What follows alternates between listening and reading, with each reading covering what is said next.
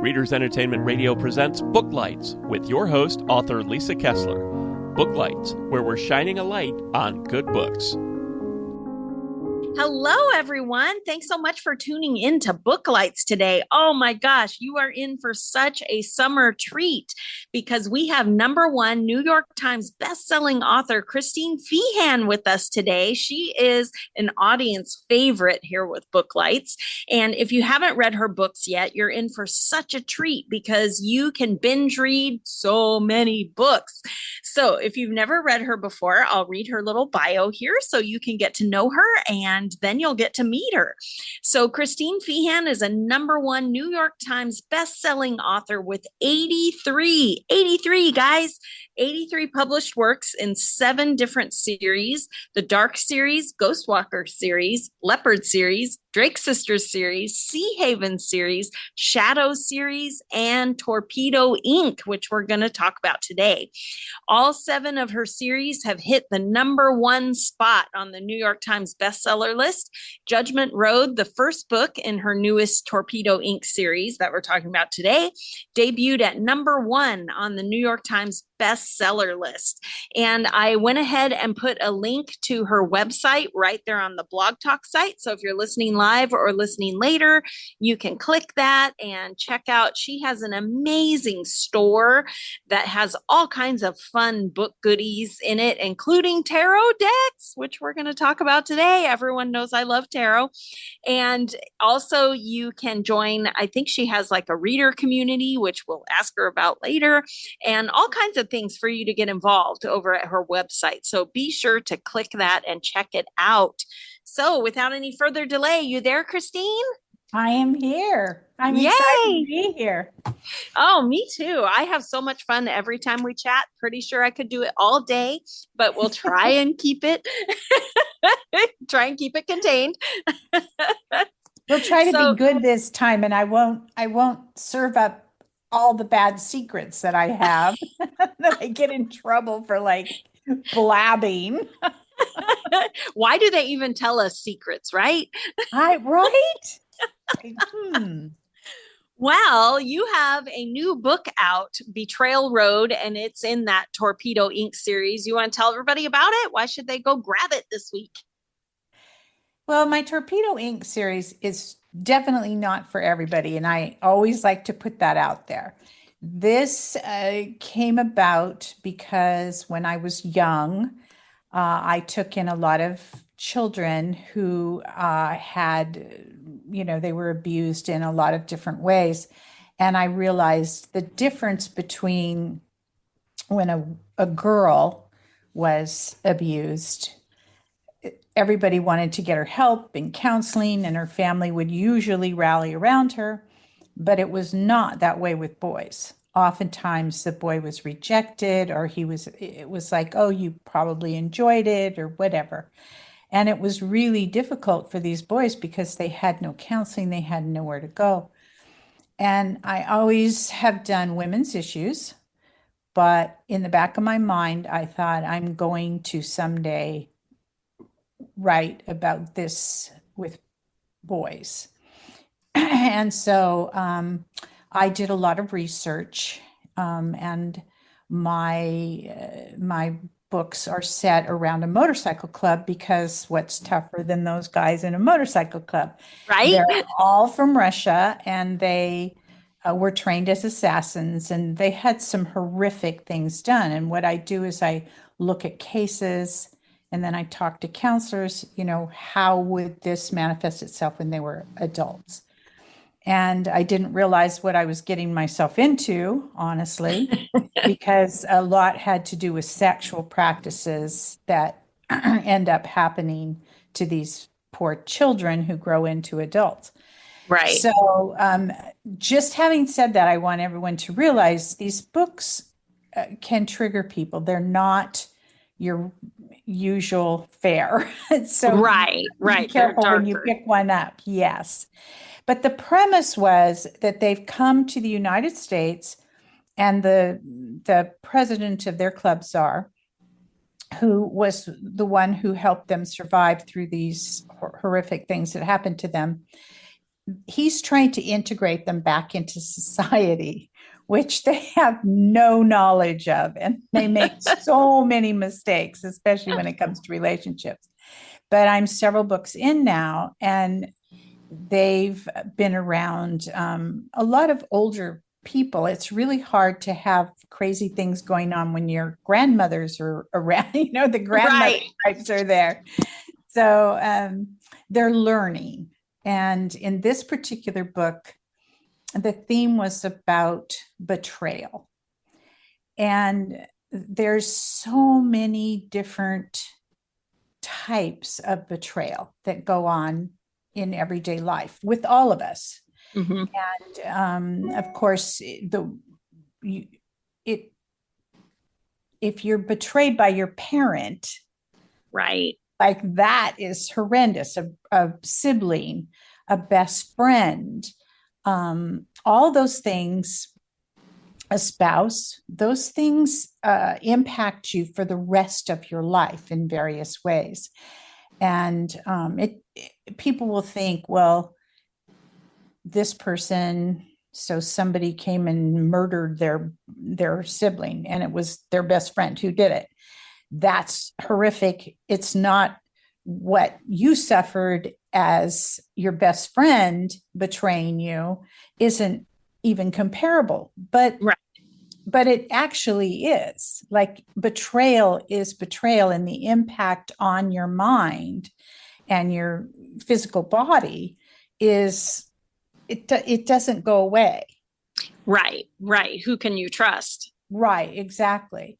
And one of the things that really got me thinking about the whole theme of betrayal, when you're around children or adults who are neurodivergent, they are on the spectrum, or they're have any types of ADHD, anything that is a little bit different, it sets them apart, and it makes them easy targets.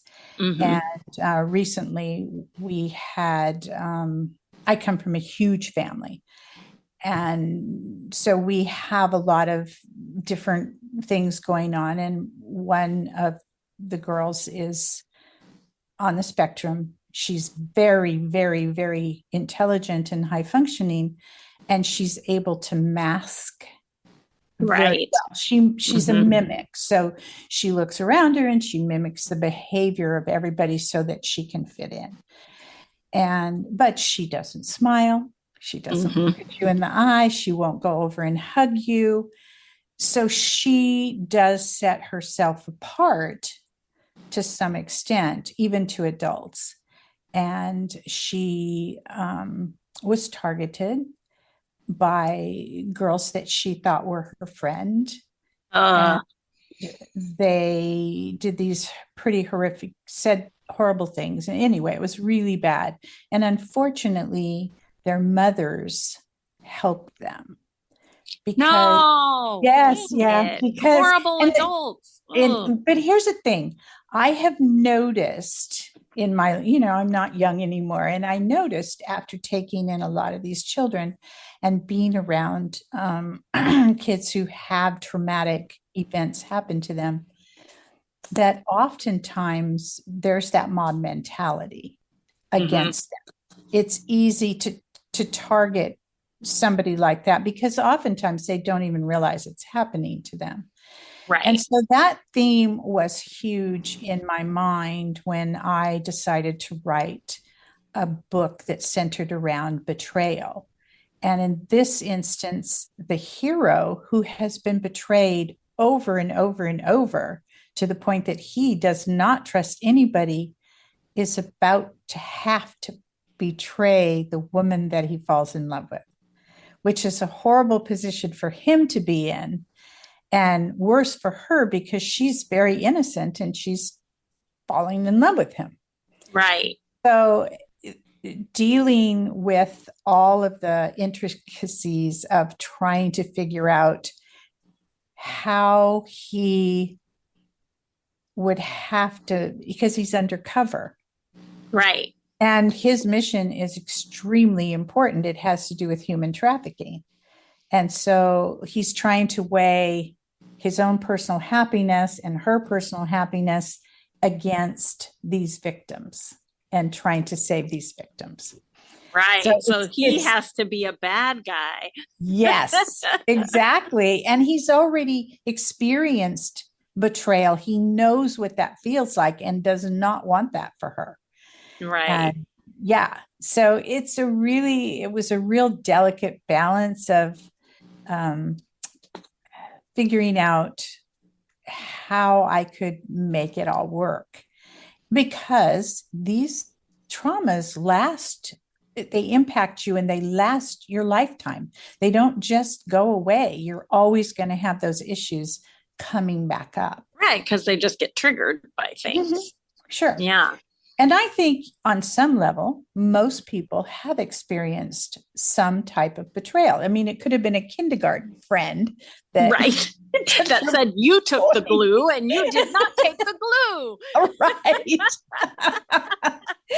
I mean, all of us are in that boat to some extent, and some are way worse than others. And it's just like anything, I think most of us, most people are good people, and they strive to be kind, and they strive to understand people that are different. But there's always a few, and I've never really understood why, but there's always you who I think find us, because I certainly am not a typical person. I'm a writer, so that tells you something right there. We got something loose in there. Yes. I think that they get fearful or something for some reason. And when you're afraid of something, then you attack it. Mm-hmm. Yeah. So, well, how much paranormal is in this book? Because typically your books have a paranormal angle. And I think this series, the men have special abilities, right? Yes, they do. And they developed them. I tend to believe a bit in psychic ability. I think that we don't use our brains to the full capacity. Right. And I think all of us have had that moment when you're thinking, oh, the phone's going to ring, and it does. Or my child is in trouble, oftentimes with somebody you're very close to. And within our family, we've had many episodes of something strange happening. And so when I started doing research on it, I found that every country has done research on psychic abilities. And you can call them remote psychic viewing, all the spies and all that. Yeah. So you can make it sound supernatural, or you can make it, in my case, they believe everybody has the ability. They just have really worked to develop theirs because it meant survival for them. And so I like writing about things that could be. Right. Certainly in my Ghost Walker series, I look up things that I think are going to happen in the future, experiments that they're doing. And then by the time a year later my book comes out, they're already doing it. I can't Everybody goes, get ahead. Christina's psychic. Oh my goodness. Well, what is our hero in Betrayal Road? What's his power or ability? Well, for one thing, the thing about him is he actually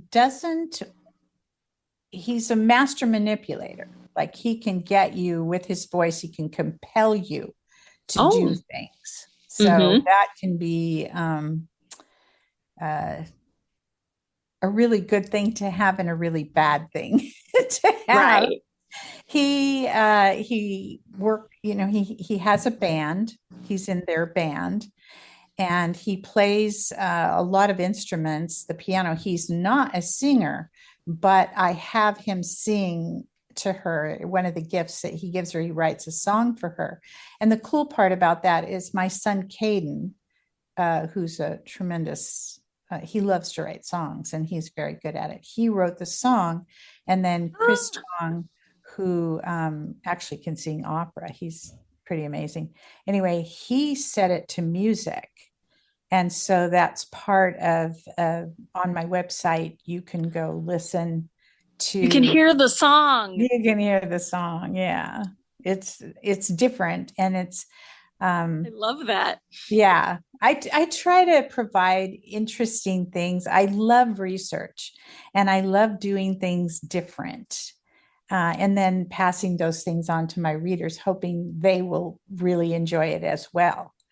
Right, right. I love that. I wrote a rock star werewolf once, and I had to write the songs, and I was like, oh, this is real hard. But once I had them, then I'm like, God, I wish people could hear them the way I hear them in my head. I just love that you got the song written and up on your website. That's awesome. Yeah, I just I like doing things like that. And I'm, the people that I work with, they're amateurs. I'm not going to go to I'd love to go to some big rock star, but that's not happening. They, for some reason, they think they need a lot of money.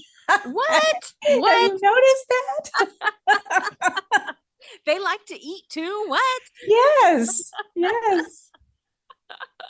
Well, they're I like, think we it's have really cool that bills. you got it done. Right. Yeah. They have to pay a mortgage. What?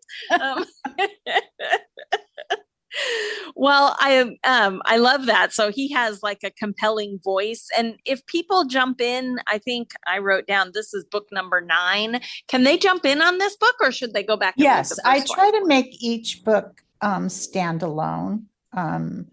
That's important to me that somebody can do that. I just want to reiterate that now this one doesn't have a lot of anything in it that I think would be horribly triggering to people. I mean, you certainly learn about his past, and that could be, but the beginning books are very difficult to read, some of them. And I just want to reiterate this series is not for everybody. I have other series that are fantasy series and romantic suspense, and all of them are romances. I had a man write to me, and he wouldn't turn the pages of this one book to see the end. He was really upset. And I said, the definition of romance is yes, happy ending. Turn the page. Trust me, it'll be okay. Yeah. Well, and I think that's an interesting point, because a lot of people who are not big romance readers, or they don't think they are, will say that it's so formulaic because you already know it's going to have a happy ending. But for me, as a romance writer and a romance reader, that's the thrill of it, is because it gets so messy that you're like, how in the world are they going to work this out? And sadly, I've done it to myself writing books where I'm like, oh no, how are we going to work this out? But those are always like the best books, because you do have to keep flipping pages, because you're going, how is Christine going to make this work? What? Yeah. And well, so that's actually the beauty of it. It's what I love about it. For one thing, I got tired of books where the hero, supposedly hero, would have affairs, and the women were so beautiful and intriguing, and he would have this great sex, and then his wife at home was this nag and didn't do anything. And I thought, that's not necessarily real life here. Right. If you run into a snag in your marriage, take the time to fix it. Like, you're taking the time with somebody new. You could be taking the time with that woman who, has dedicated her life to you, and vice versa. The woman should do the same with the guy. And I wanted to show that you could have an intimate sexual relationship, and those times when there's no sex involved are sometimes what makes you the strongest couple ever. Right. Right.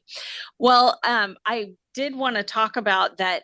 I think the next book that comes out is Dark Hope, right? And that's Yes. another Carpathian book. And I Yes. think I saw on Amazon, it's like book 38 of that series. And I thought, Christine, how do you keep this long running of a series going? What's your secret? Well, I treat each book and each couple as if it's completely standalone and its own adventure, and they're their own people. Sometimes within the overall arc, this particular, there were 4 books. It was Dark Tarot, Dark Whisper, Dark Memory, and then the Dark Hope, and it all revolved around tarot cards, actually. I love. So I will do that, but the books, even though they're related, they're still standalone. You can read the whole story. You get everything to do with that couple and what's happening with them and their adventure. And some of the other Carpathians will show up, of course, because they're in that world. I created a world, and I try to stick very closely to all the rules, which does make it hard because there's certain things that have to be in the book, no matter what. And you want to present it differently every time. So it's, it's intriguing and people will keep reading a series, Right. And then they have favorite characters that they want to see over and over in every book. Yes. And I'm like, they don't fit in this book. They're not going in it. I remember in the Dark series, I think it was like Dark Holiday or Dark Christmas or something, and you brought every Dark Celebration, and you brought every character back, and I'm looking at my favorites and I'm like, woo! And I thought, man, that was what every reader's dream, but it must have been a nightmare for you pulling out all that book Bible. What color were their eyes? What did they do? Well, the interesting thing was that particular book, they did not want to publish. They didn't want that book. There was no hero and heroine in it, and that's true. And it was supposed to be not dark. Of course, I had to call them and say it turned dark. That's me. I don't know. Can't help it. But, yeah, and they were, there was a whole big thing about it, and eventually they said, well, we're only going to publish this certain amount, and we're not going to turn it over. So I just put on my website, if you want this book, you need to pre-order the book. And it went through the roof. Like it for readers, that was like a gift. That was that book, believe me, is still selling. It's one of the best sellers of the thing of the whole series. Yes. And it sells in every format, and it's just like, Yeah, I just felt like that one was such a feel-good gift to all your readers because everybody was in it, but it had to been a nightmare. I know I write a bunch of different wolf packs, and so by the final couple books, it is killer for me because now the wolf pack has doubled because everyone has found their mate. So you get to the final books and you're like, oh my God, who has kids? Did they get married or just engaged? And you're like going through the annals of every book to try and figure it out. And so when I read Celebration, I thought, oh boy, you had to do lots of homework. Well, and the crazy thing is, a couple years ago, I lost my editor. I mean, 17 years I worked with the same person. Right. And she was injured. And not Cindy at Berkeley, because I'm talking about my personal editor who goes through all my books and makes sure everything is right. And let me tell you the mistakes that from when I lost her to now, they're getting better now because I found somebody who's meticulously going through things. Right. But if you don't have that editor that knows your voice, knows your characters, especially if you're writing series, you can really have a lot of mistakes going on in your books. And I did. I mean, things would happen. I wanted to put up a wall of shame page Here are all of my mistakes. You want to see all the mistakes? And some of your bloopers. That's right. Oh my Your God. own blooper reel.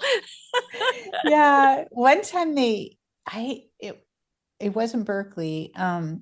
They ran some program. They were redoing the book.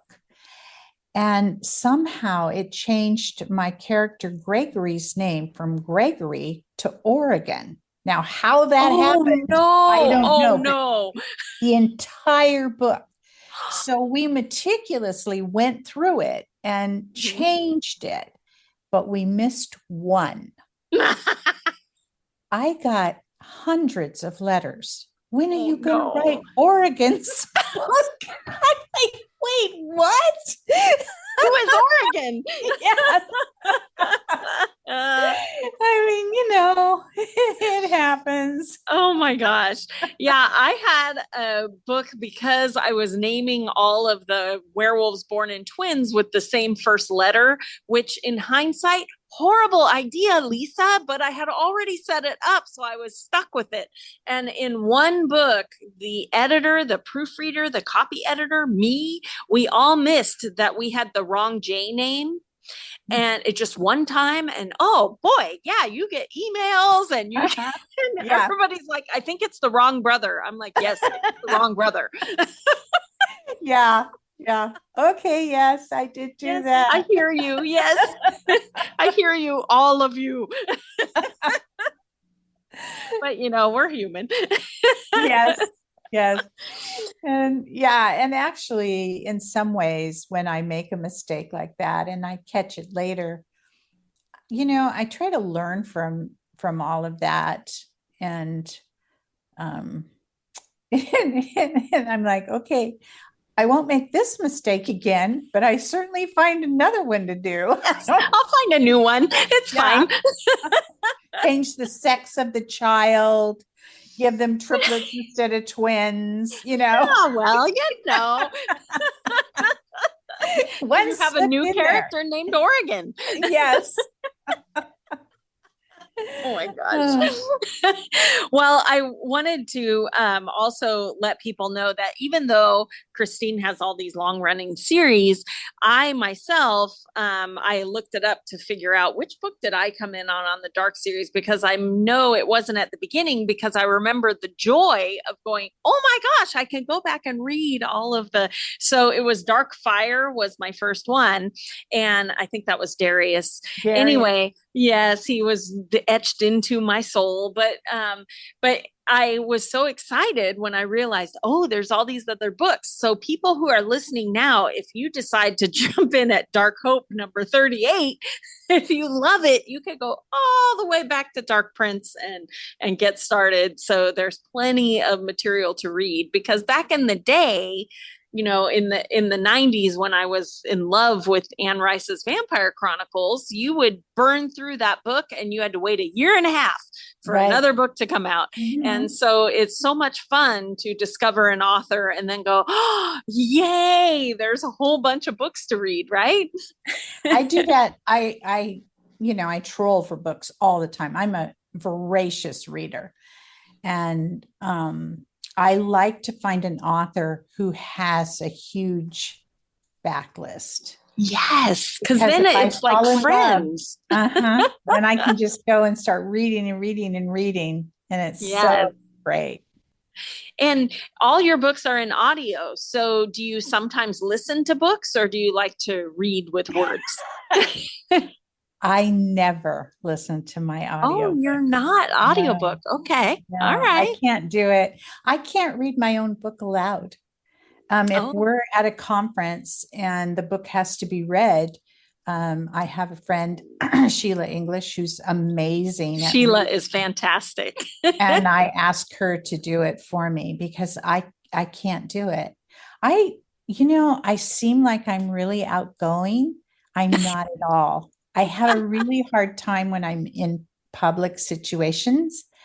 I was born and raised in a family of 14 children, and we tended to stick together. we didn't have to go outside of our very large Your group. bubble, right? Yeah, to make a lot of friends. And then as far as I became a martial arts instructor, and that's what I did for, well over 25 years.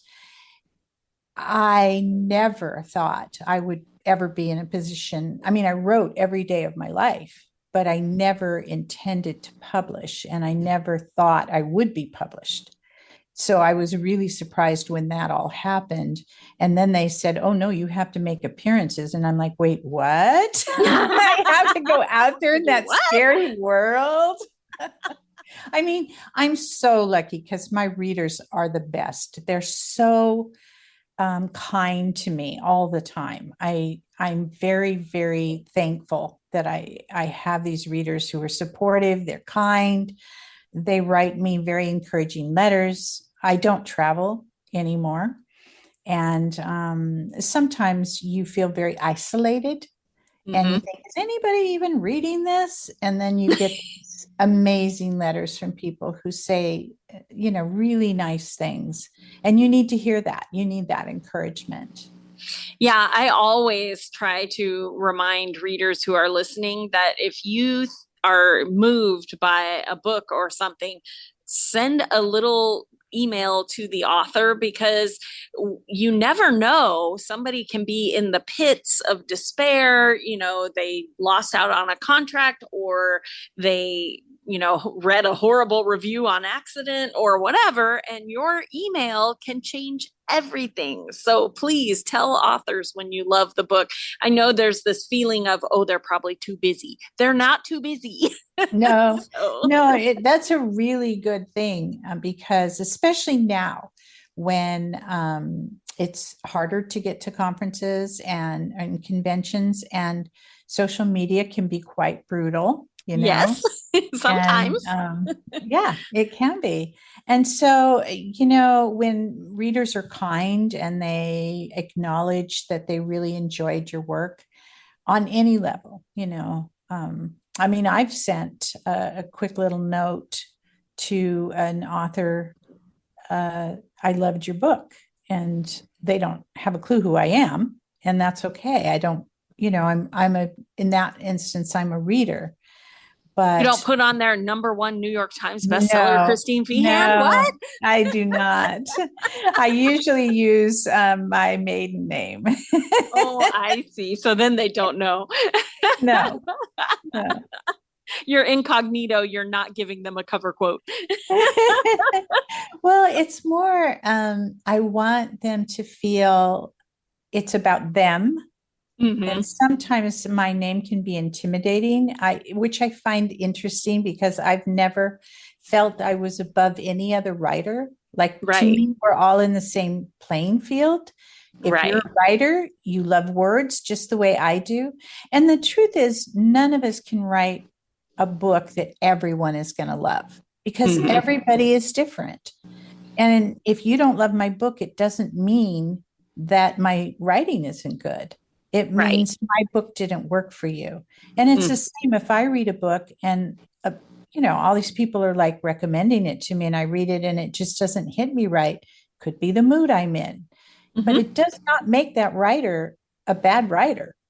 Like, she took the time, or he took the time to sit down in a chair and put all of that together for someone else's entertainment. And I admire that. I admire every writer, because all of us have our own struggles to get for sure. That. Yeah.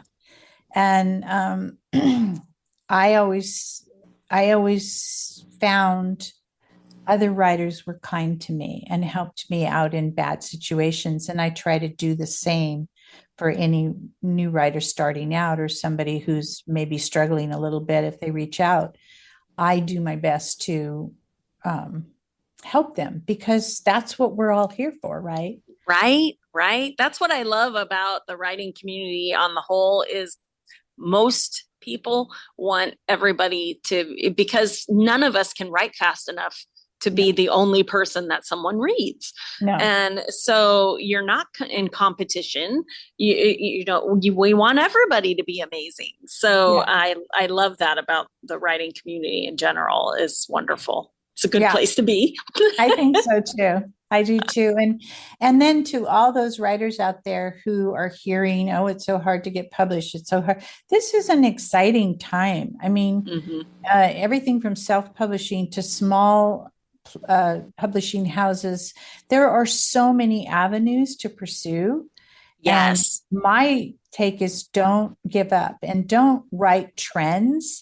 Write what you're passionate about, because it's going to show on the paper and the reader is going to be like, oh, I love this. That you're going to find people who connect with what you do, but don't let anyone discourage you and think, oh, I shouldn't be doing this. If you love it, just do it. Yes. Great advice. Everyone, take that to heart. I love it. I could talk to you all day, but we'll try and wrap it up here. But before we do, readers love to get in touch with you. And I know you have like a big online community, don't you, for your readers? Yes, I How do. can they get involved? Well, I formed the community years and years ago. And all of us, each person has a wall that they can write on. Now you do have to sign up for it. That keeps spam out. It's free. But the reason you have to go through that is to make sure robots don't get in. Yeah, I don't want somebody in there scamming people. I mean, we monitor it pretty heavily. And I've had it for years, and it's a really nice community. They have each wall, and I don't participate in those, can discuss books, any book, as long. The biggest rule is you don't become personal against the author. You can say, this book didn't work for me, but you don't say, oh, that author is really whatever, because chances are that author's my friend. So please don't be mean about my friends, right? You can say a book didn't work. And actually, it's really nice to be able, I used to really love to enter book discussions, why a book worked and why it didn't. Right, it's fun. Yeah. But I have a wall where people can go and ask me all kinds of questions. And nice. I try really hard to get those answered. And I do the same with mail. If you write to me, you're going to get a reply. Oh, I love that. And they just can join the community on your website, right? Yes. Okay. They can join the community on my website. I do have Dragon Con is coming up. I think it's this weekend, next weekend. And I'm going to have some signed copies of Betrayal Road there. I will not be there, but I have a representative for me. You can buy one and get another book free. Is there a Christine Feehan booth there at Dragon Con? The booth is 1320 and 1322. My friend Cheryl Wilson and Sheila English, they both run that booth. Oh, and fun. So I kind of nudged my way in there. But here's the thing. I will have the tarot cards available to buy. And I started a new venture where I make for the Carpathian, each of the Carpathian people has their own dragon. And the dragons are exclusive to me, like Darius. Oh, Darius has a dragon? What? He does. And it's so unusual because I've never even seen one like it. I have them, I do the concept and then I send them to there's two really brilliant designers from Brazil. And one is quite young and had just had a baby boy. Oh my gosh, so cute. Congratulations. But he did this leopard dragon. And it looks like a leopard. I mean, it is pretty darned amazing. And then I have wolf dragons, and I try to whatever the character in the book is. And in Dark Hope, there is a peony dragon. So there's a dragon that has peonies all down her. There's a lily dragon, and she has lilies coming up as her scales. And then the huge one is, he's a tree dragon. Like he would lay in the forest and because he was done, and he has mushrooms on him and trees growing off of him and moss everywhere. And he is really unique. So I have lots of different dragons that I will be selling from Feehan & Co. And I personally make those dragons up. What? Oh my gosh. Wow. I print them myself. I just on your 3D printer. Yes. I had to learn how to do it. And let me tell you, the learning curve is they're all made with love. They are. But I just wanted to do something, learn something new and different. I love to do that. And I went through my book. It's a fantasy. Carpathians really is a fantasy series, right? Right. And there were so many dragons and dragon personalities. And I'm like, I'm so doing this. It's just going to be fun. So that's what I've been doing in my spare time. Yeah, right. All that free time. Well, on the Blog Talk site, we also have a link to the online store so that you can get the beautiful tarot cards and all the dragons and all that. So if you can't go to Dragon Con Live, you can hop over to the store and get things. Yes. And right at this moment, we have an ash can that it's like a little preview to a graphic novel. And it's very hard to get a hold of that. I normally only give them out or sell them at Dragon or events. Comic-Con is the big one. Right. But people have asked for them. So for 2 weeks leading up to the week before Betrayal Road, we was selling them. And this week we're selling them off of Feehan & Co. So if somebody wants one of those ash cans, they got to grab it now because it's then they'll be gone. Limited run. And yes. So, oh my gosh.